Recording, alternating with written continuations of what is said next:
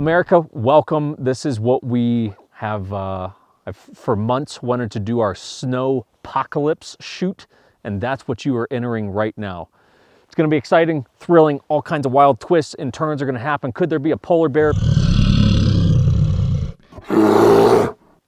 Maybe, we don't know. We're in Utah, we might have polar bears. We're really not positive. We do know that we have porcupines. We've seen porcupines out here. We don't mean no trouble. Those beady little eyes. We've seen moose out here, so at any point, Christian behind the camera there, if you hear a scream, probably either a moose or porcupine just, you know, attacking him.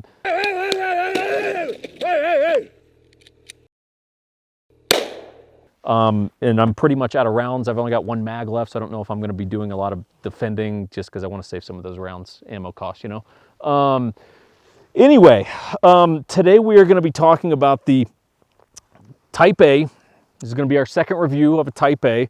This is gonna be the Type A 12.5, as in 12.5-inch barrel, contractor, which is going to be their piston model, okay? And we're gonna break it down. We're gonna get into a lot of good, interesting stuff. Hit some quick admin before we jump into the gun here. For our Patreon people, love you. Not like we're in love with you, but we do love you. And if you're not on our Patreon, you should be. It's very simple. You just give us your money and then you're a Patreon member. You mostly do it because you love us. And as a secondary bonus, you do get some extra content. Nothing crazy. You mainly do it because you want to support the machine. But link below to Patreon, you can go to that. And if you're super new around these parts and you're like, what really is the 1911 Syndicate? It's not just a content thing. We're actually a real estate company behind that. A lot of military, law enforcement, shooter, hunter type clientele, outdoor, adventurous, those kind of people. We get to work with cool folks and we operate a lot of different places. If you're wondering if we can help you, the answer is most likely yes. Just go to 1911syndicate.com, send us a message, we'll get back to you and see what we can do for you. And while you're here, like the channel, you know, subscribe to the shit, turn on the notifications in case, you know, you forget. That way you'll get some notifications. Okay, that's it. Getting a little bit into the gun, so we've got to do some background. I know everyone wants the short answer on, well, is it great or no? Tell us. We'll get there. This channel's a bit more of a grab your favorite drink, kick back with the kids at night around the smart TV, turn on the 1911 Syndicate, and enjoy yourself, okay? So relax. This is a little bit more of a slower burn podcast style of doing gun reviews. Okay. And I will address one thing just because I know I'm going to get asked, because I've been asked quite a bit before. Some of this apparel that I'm wearing is from a company called Otte Gear, O-T-T-E. Here's all you need to know. Is it good apparel? Yes, I would say it's good. Is Jake a giant fan of the company? Not really, so take all that with a grain of salt. That's about the extent that we're going to get into it, but if you need to know more, go check out Otte Gear. There you go. Now, as previously stated, this is our second Type A review. The first review was on the 11.5 Pro model, and to be frank with you, it was a little bit of a fluke phenomenon video for us. I think it still is ranking as our second most popular video that we've put out, minus the video that is easily the most hated video that we've put out. You can go do your homework to figure out that video if you want. But it was kind of a major hit, and so to give you some disclaimers heading into this, the relationship with Type A has changed a little bit, okay? Everyone relax. What I mean by that is after the first review and after getting that gun, I thought, this is really good shit, and I feel like I've kind of found like this hidden gem of a company that on a mainstream no one's really aware of yet. So I became a dealer for them. So if that automatically disqualifies me from giving you a review on this, great, cool, just know that going in advance. And instead of everyone emailing me going like, hey, when are guns coming in, yada, yada, yada, the best thing you can do, go to 1911syndicate.com, just sign up for our newsletter under the contact us form. And what we're gonna do is about a month out before incoming rifles are gonna be showing up, we're gonna basically send out a newsletter saying, hey, look, here's what's coming, reserve the gun that you want, pay a deposit, however we'll do that, and there you go. So please don't everyone email me or DM me about guns, sign up for the newsletter, that's where you'll get your updates. Beyond that, this gun was provided for the review. It is a case where I feel perfectly comfortable accepting a free gun, doing reviews, because I know that a lot of guns were sold because of that first review. So frankly, I have zero issue with it, and I'll still give you a straight shot on the review. Now, here's the concept for this build. Snowpocalypse, okay? So the theory was, if you could build one AR, and I'm sticking to AR for the purposes of this, basically, look, if you could build one gun where you were only ever gonna own one AR, and it had to do as many things as possible, what kind of build would you want, okay? Basically, one gun to do it all. And frankly, it gets a bit complicated because you go, well, I gotta be able to shoot out to 500 yards, and like, well, what if I'm doing CQB? I don't want an 18-inch AR, you know? So it gets a little bit complicated. So this is my theory for my apocalypse one gun to rule them all kind of thing, right? Would Type A versus Knight's Armament or Radiant or whatever, like, we can have that debate. I'm kind of leaving that to the side and just saying conceptually, this is my theory, okay? So know that going in. Really what I wanted within that was basically a mid-length gun. So what we've got here is a 12.5, and largely for the sake of just changing it up and doing something a little bit different, I wanted a piston gun, okay? So Type A, if you see contractor, contractor is basically their term for it's the piston variety, okay? And we will get a bit into that. To give you a little bit of a recap on Type A, started out in life as a machine shop, making parts for other companies and all that good stuff, and then started to get into making complete guns on their own. They are a bit unique in the sense of pretty much everything that you see on these guns is made in-house. And I'm sure that we will now have some sort of stupid montage from the 11.5 video where I said in-house quite a bit. Make much in-house is made in-house, made in-house. Barrel, made in-house. The muzzle device, made in-house. So, I mean, everything from handguards to triggers to safeties to charging handles to, you know, lowers and uppers and, you know, pretty much everything minus certain obvious things like B5 stocks, law side folders, a couple little things like that. Pretty much everything else is made in-house. So it's one of the things that if you're asking well, why are they different than anyone else? Well, look, one of the things is that they make a lot of stuff in-house. I like that, especially in a climate where it's tough to get things, just because they have a bit more control over their ability to actually produce product, okay? Okay, so brief description on the difference in the Pro and the contractor model. The Pro is going to be a DI gun with an adjustable gas block. The contractor is going to be Type A's sort of code word for the piston gun. They make pretty much Pro and contractor in, generally speaking, all the different barrel lengths, right? So while this is a 12.5 and my Pro is an 11.5, like they make an 11.5 Pro, adjustable DI gun. They make an 11.5 contractor, adjustable piston gun, okay? Same with 12.5 and I think 13.7, maybe 14.5, right? So you pretty much go through the list and you can take your pick there. Both the Pro and the piston variant are going to be running on the Superlative Arms adjustable gas systems, right? To answer questions about that, because I know some of the thing that people would say, oh, the con of the adjustable is what if it gets carbon locked, whatever. Look, the way that the system works, if you're new to this channel, I'm not techie. It's not what I do, okay? I give you the bro science version. The way that those systems work and then the way that they bleed off gas prevents them from getting carbon locked. So with my Pro that I've had for quite a few months now, shot that plenty. I've adjusted for non-suppressed and then readjusted and re-zeroed and everything. Never once have had an issue with that locking up. It's been flawless. Same with this. Just make sure that you adjust the right screw on this and not the wrong one like me, because then your gun won't work. And then you're left going, why doesn't my gun work? Answer is you're an idiot. Answer is you're an idiot, okay?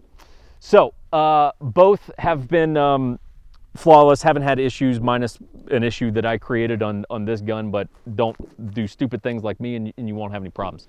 So let's talk a little bit about why piston. I know that inevitably we will get enough requests that I'm sure we will do a DI versus piston comparison, especially given the fact that we've got both versions from Type A now.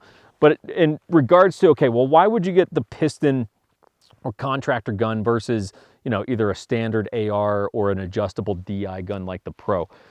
primarily it's going to come down to if you're shooting suppressed, okay? And that's kind of the, I would say there's two main points: suppression, and then sort of the ability to like power through extra shit if you needed to. So on the suppressor front, the Pro model would make sense, or a standard DI gun for that matter would make sense if you're going to be running something like an OSS suppressor, right? That's going to operate with their flow-through technology, so that, look, a lot of that gas and carbon and shit's going to be coming out of the front of the suppressor, therefore not dirtying up your gun and you breathing in as much toxic gas. Probably the biggest con of running suppressed, the pros are obvious, it's fucking awesome, but the cons are, look, you're going to have a lot more wear and tear on your gun. Your gun's going to dirty up significantly faster. And yeah, especially, you know, longevity of the gun is not going to be as high if you're running a lot of suppressed rounds through it. So the benefit of but again, if you're running a DI gun like that and you're running something like an OSS, or even this CGS that we'll talk about in a further review per some of the features that it has, a standard DI gun will be fine. If you're going to be running a traditional blowback suppressor, which is how this CGS can is set up right now, or a Dead Air, or Surefire, or Silencer Co, whatever it is, a piston gun is going to start to make more sense. Why? Because it's going to start to push a lot of that junk and debris and carbon and bullshit out of the front of the gun, so that it's going to leave your bolt carrier group and upper receiver and all that kind of stuff a little bit cleaner. I'm sure some of the real AR Nazis are going to correct me on some stuff that I just said there, but as a general statement, what I said is correct there. Now bear with me, everyone, because while we come to the middle of the wilderness to do reviews, we still got notes, everyone. We take this as a very serious operation. Okay, so the con, okay, so that's the pro of the piston. Gun's gonna run a bit cleaner if you're running a traditional suppressor. Another benefit, but at the same time I could say this about the Pro model, given that it's an adjustable gas block, but let's just stick to piston for now. Another benefit is that, look, depending on the environment, if you're in a desert environment or something, if we kind of harken back to like HK 416 and its use, and I'm not saying we have a video coming on 416s, but I'm not saying that we don't have that video coming. But those piston guns were highly, you know, desirable because of those climate conditions and the ability to just power through some of that extra debris and bullshit that the guns could accumulate in some of those desert environments. So again, same ability here to, look, you can dial down that gas significantly, right? So the gun's shooting as soft as possible. Or if your gun's getting super dirty and you're like, yo, I just need to make sure this thing runs, cool. Power up the gas and just cycle through any bullshit or steel case ammo or whatever the case may be, right?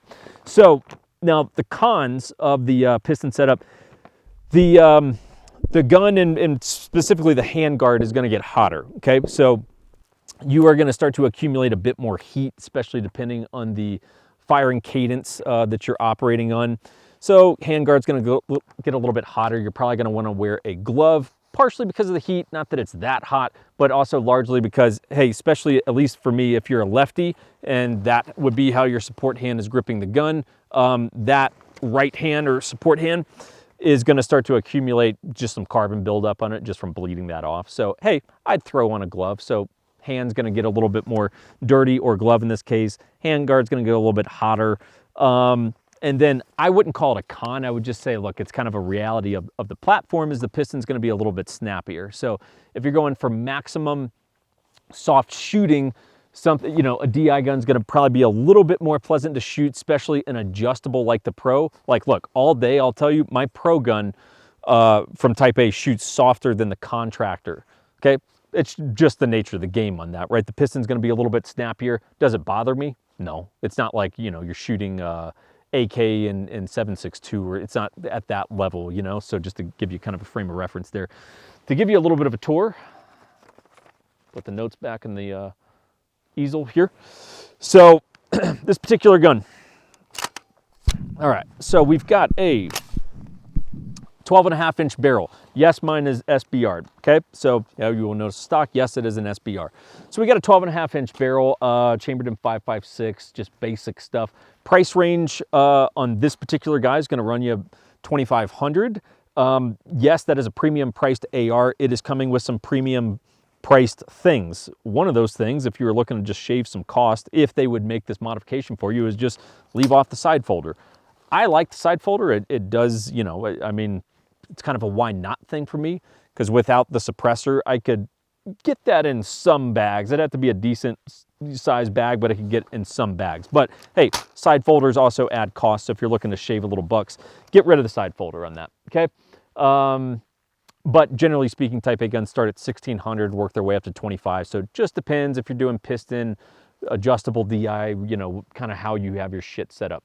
One thing that you will absolutely notice on these is really, really excellent fit and finish. Extremely tight lockup. Like there is no play between the upper and the lower on these things. And you will notice it the first time you go to take these apart, just to separate the upper and the lower. The pins are very tight and you're probably gonna have to use a punch and hammer those out. We'll loosen up a bit over time, but just know, look, it's a very tight lockup on these guns, which again is gonna lead to better accuracy and all that good jazz. This particular gun, this is in OD green, technically a couple shades of OD green, although versus FDE where it's a lot easier to do multiple shades, kind of threw out the concept of like, hey, what about multiple shades of OD green? A lot more tough than doing multiple FDE. So it pretty much all looks the same. Handguard's gonna be a slightly different color than the rest of the gun. One thing that is cool that Type A does that for me is a big value add is they anodize the guns and then they Cerakote on top of that anodized gun. What does that mean? So basically your black guns that you would normally get, your standard ARs, that's gonna be an anodized gun. And underneath that's gonna be, you know, raw aluminum, metal, whatever the hell the material is, right? Raw metal. What they do is they basically start out with a black gun and then they Cerakote over top of it. The benefit of that is that, hey, look, as this thing takes dings and Cerakote just wears off over time, you're wearing down to a black gun versus raw metal that is gonna be a lot more likely to rust and be less resistant to the elements and things like that. Some other companies, I'm sure, do that. I know a couple people in the original Type A video commented with a couple companies that did that, but the point is it's uncommon and it's not something that you see very often. We will show you some footage now, given that I did not want to bring the case that these come with up here. They come with a great case. And look, I'm a sucker. Like, look, you wine and dine me a little bit and you take me to a nice lobster dinner and then a movie afterwards and like, I'm all yours. I'm the same way with guns. Comes with a nice case, I'm a lot more likely to like kind of get on board with your shit. Is it superficial? Yes. But I think when you're spending a lot of money on guns, they should come with a nice case. That's just my 2 cents. Let's break down the upper a little bit. So 416R stainless steel barrel. So you've got good barrels on these guys. Those do get upgraded from their standard barrel versus the Pro and the Contractor. That's the Pro and the Contractor is where you upgrade to that 416R stainless. They come with Type A's own brake or flash hider that they make, which is compatible with Silencer Co. ASR cans. And I would imagine any other suppressors that happen to take that, you know, mounting solution. They are going to be pretty flexible in terms of what brake you throw on these guns. So you will see right now, I've got a dead air flash hider on this. That's because I run a lot of dead air products. And even though this is not a dead air product, it's from CGS Group, it is running on a dead air chemo. So dead air flash hider. Generally speaking, look, if you ask them and just ask nicely, hey, could you do a Surefire war comp or this or that, they're probably going to do it as long as it's something that they have. Handguard, let's talk about this. So this is, you know, amongst the first times that anyone will be seeing this. So in my original 11.5 video, the handguard that is on that would be a pick lock system, AKA it is mostly M-lock, and then at the front, basically you have a little portion of a quad rail, if you will. So basically you've got pick up top, and then at your 3, 9 o'clock, and 6 o'clock, right? And frankly, I like it. I think it's cool. I don't have any issue with it. It's just primarily it's a matter of, hey, look, where your sling mount and your light goes, it's going to pick rail instead of M-lock. I have no issue with it. I think it's pretty cool. Some people, no doubt, want M-lock and they just want all M-lock. And that's fine. I'm not an M-lock hater. I love M-lock like the next guy. So this is basically their new slimline handguard. This one's unique to the 12.5, so it's made specific for the 12.5. So it's an 11.85, yep, 11.85 inch handguard, and it's all M-LOK. So obviously we've got M-LOK all here, but at these 45-degree offsets, you're gonna have M-LOK as well. It's great, I dig it. One thing that's kind of interesting about it is it's more thick than a normal handguard. That's going to do different things. One, it's going to add a little bit of weight. You can debate if that's good or bad. I would say less weight's typically more desirable. But one thing it's going to add is some rigidity. Tough word to get out on camera, everyone. Rigidity. The only real, I guess the two cons of the thicker handguard would be, one, you're going to add a little bit of weight. Two, is because it's a little bit thicker, you actually need slightly longer M-LOK screws. That would be a problem, but the guys over at Type A are smart, and they're actually sending these handguards with basically replacement screws. So look, you know, on my light mount and then M-LOK mount, just use the screws that they send with the gun, you're good to go. So it's not a problem because they do that. Otherwise, it'd be a pain in the ass because you'd have to go track down those screws. But the all M-LOK slimline handguard, I'm a fan of it. I like the old one as well, but hey, both of them are cool in my book. Okay, upper also comes with titanium nitride bolts. So basically what they do with their bolt carrier groups, they go through this rim polish and then they titanium nitride on top of that. What that's gonna do is give you a very, very durable bolt carrier group. So it's gonna be a very, very hard coating that's on it. Especially in that break-in period, you're going to want to keep it well lubed, which I think is a general kind of life advice thing. Stay well lubed, because that's going to make everything cycle and go in and out better, you know? So there's that. It's also going to be more resistant to abrasion, wear and tear, all that good stuff. And as a bonus, looks cool as fuck. TIN on a bolt, come on, forget about it. I don't know why I just went Jersey and you guys would forget about it, but you know, you're tracking. So bolt carrier group, I'm a big fan of. Again, I bring this up because you go, okay, $2,500 gun, like what are you bringing to the table? That's a steep price tag. It is, but like, look, that's a lot of value adds that they're bringing to this thing. Does not come with iron sights. I'm neither here nor there. Would it be cool if they did? Sure. Do I really care? Not really, especially on my build, as we will talk about the optic setup in a future video, my end of the world optic system. I don't want iron sights on this anyway. There's nowhere to put the damn things. So know that. Ambi charging handle, it's going to operate very much like a Radian Raptor if you're used to that. So just, you know, frankly, kind of everyone took a page out of the Raptor playbook. I'm sure someone maybe came first before them, hypothetically, and you're like, how dare them? But look, that's the closest thing I can compare it to. Full Ambi, works great, zero issues, all positive thoughts there. The lower, these will come as a pistol. Mine is an SBR now. I'm sure that if you wanted it as an SBR or a pistol, they're not going to have an issue adjusting. Either way, don't quote me on that. I would probably get it as a pistol and then Form 1 it to SBR it. You can look into your federal laws to figure that out if you don't know how that works. Side folder we talked about. The safety, right now mine's set to a 90-degree throw. They will go to 45. You just have to swap out a little pin or some shit that a gunsmith would do for me, since I don't know how to do that. 45, I'm a little bit partial to a 45-degree safety. 90, no problem. I just like 45s. But again, flip that super easy. The trigger, the trigger is really good in these. So again, when I got my first gun, I thought probably the thing that's a slam dunk that I'm going to want to change out is the trigger. Why? Just because I was being snobby. I was just being snobby and bougie and be like, well, I'm going to want my own trigger. This is their trigger, and frankly, it's very good. It's, you know, I would say, hey, look, if we go mil-spec being my bottom tier in terms of desirability, like Geisley SSAE, let's just to throw a model on it, is probably my top. Look, this is a lot closer to Geisley land than it is to mil-spec land. Okay, it's gonna be two-stage, so there's gonna be a little bit of take-up, and then you're gonna have a really nice break. Flat trigger, obviously, which I don't really care if trigger's flat or curved, doesn't really matter to me.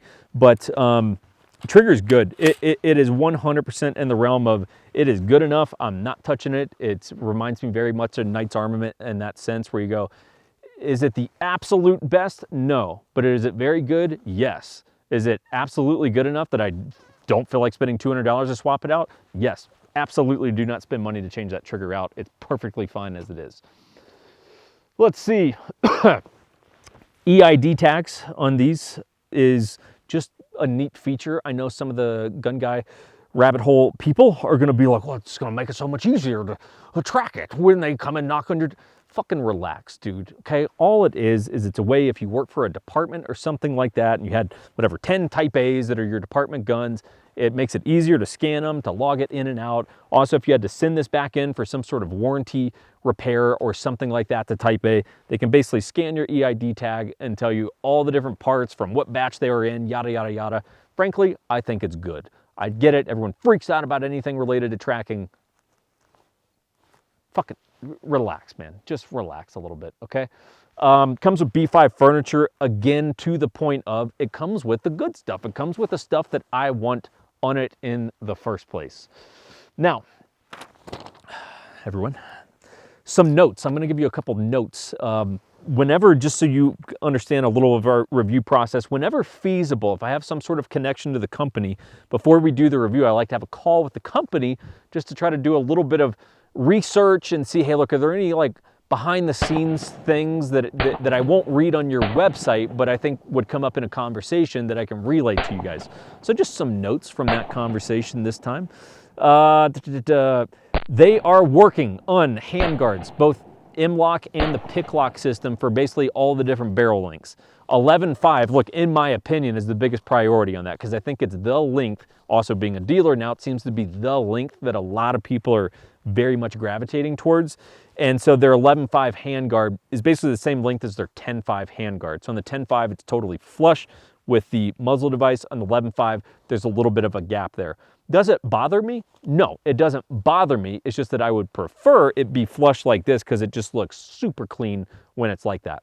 They are working on that. Just sit tight. Basically, all the different links are going to have M-lock or pick lock. You pretty much take your pick. Okay, so just know that that's coming.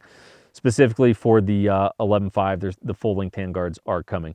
Ambi lowers are also coming. That would be, hey, look, in Jake's list of complaints to try to give you as, fine little things to try to nitpick here, that would be about my only complaint really, is that, hey, at a premium tiered AR, it would be great if it was ambi. Does it bother me? No, I wouldn't say it bothers me because I'm kind of used to the world not giving a fuck about my people as lefty-oriented folk. But look, I make it work. It's not a problem for me. It's just a little bit more ergonomic to have an ambi lower. Those are coming, and again, that's the benefit of having a company that makes a lot of their own stuff in-house and is a machine shop, because they can actually make that happen. So just know that's coming. I would not let that deter you because, again, lowers are great. You're just missing a couple buttons for us lefties. And the lead time currently is about 6 months, which is different. If you're going on old lead times from our first video, you got to update that, right? They've gotten a little bit busier with, politics and all that good kind of shit that's going on. So in terms of a little bit of, kind of my thoughts on it, I would tell you, because it just, whenever there's kind of a new player to the space, everyone immediately goes to the comparison game. Well, like, well, would you trust that like you would trust a BCM or a Knights or a Noveski or whatever? My answer is yes, I would. You can get into the debate game all you want of like, well, is Noveski better or is Daniel Defense better? Like, look, I don't have the answer on that. The only place I'm trying to get to is, do I have 100% trust level with whatever this gun is? Forget about it, is it as good or is that as good as this? That's a losing game. It's just gun guy rabbit hole retard shit, right? I trust this and I trust my Pro model in the same way that I trust my Knights, right? Like, they're great guns. I do think that the price is warranted on these because, again, you're getting a lot of value per the price tag. Great handguard, really love the handguard, but besides that, like, look, side folders, TIN bolts, upgraded finishes in terms of the anodized and then the Cerakote and all that kind of stuff. Go down the list, ambi, safeties, charging handles, all that kind of stuff. So look, I do think that they're worth the money. In terms of if you should get a Pro or a contractor, look, I really think it depends. And most of what it depends on is, are you going to be running a suppressor on it or not? If you're not going to be running a suppressor, I would get a Pro personally, because it's going to shoot a bit softer. And look, as I said in the first video, I mean, it's almost scary soft when you tune that thing, where it's like, it's going to reliably cycle everything, but you still want it as soft as possible. I mean, it's crazy how soft they shoot, right? So if you're not running a suppressor and you just want a really smooth, soft shooting gun, I'd probably get a Pro. If you're going to be running like an OSS can, right, I'd still probably get a Pro. If you're going to be running a Dead Air Surefire, I'd probably get a Piston. Or if you're like, I've always wanted a piston gun, which is kind of why I got this. I've never owned a piston AR, right? So it depends. It's not the easiest answer, but it's like, look, whether you should get Pro, contractor, DI, piston, whatever, like, it depends. It depends on you and your circumstances. And again, these are easy to tune. It's just a little Allen wrench that you basically stick down the front of the handguard there. You make your adjustments. I won't go into how you adjust them and that whole thing, because you can go look at Superlative Arms stuff and figure that out. But very simple, very intuitive. Again, it's just a little Allen wrench that you stick down the handguard there. So, kind of bringing us to a conclusion here.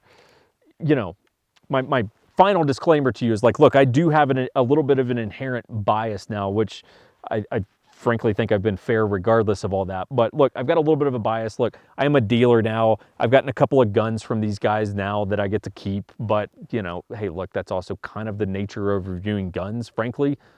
Do you think that it's free to come out here and do this and to fucking buy snowshoes for everyone? No, this shit adds up. So sometimes it's nice to get a couple of things to balance out the scales a little bit, you know what I mean? So I do have a little bit of bias. I know the guys now. I like the guys there. So if that disqualifies everything that I just told you, cool, no problem with me. I'm not offended. But look, they're awesome guns. I know quite a few people who own these now and people who DM me and leave comments on YouTube and stuff, and it seems to be relatively a universal truth that everyone's a big fan of these. And as stated in the first video, I'm going to reiterate this point. With smaller, I wouldn't say boutique companies, because I think they're bigger than that, but like a smaller brand compared to a BCM or something like that, as a general rule of thumb, and hopefully not the case with these guys, but there is a sweet spot of when you want to buy from those companies. Type A is still very early in their evolution as a company, in my opinion. And I think they'll continue to do a lot of great things. But like, look, this is that sweet spot where I'm like, yo, get in there now, right? Because I could go down the list of companies that made really cool shit and either don't exist or they shit on all their customers and then everyone winds up turning on them. I can go read Instagram comments right now on companies like that, and it's not good. It's not a healthy projection if you're an investor in that company, you know? Not calling out anyone in particular, it's just a theory, you know? So look, that's that. Great time to buy Type A stuff still. I know we've probably got maybe 1-2 other reviews that we will be doing, maybe on their upcoming 9mm PDW, couple other things. So we'll probably see a little bit more stuff on our channel from them. But look, great gun, 95% positive things to say. So yeah, that's about it, kids. That was about as short as I can make this. Probably still half an hour, but it's about as short as I can make it. Hope you got a nice buzz on whatever the drink of choice was tonight. And the kids, stay in school.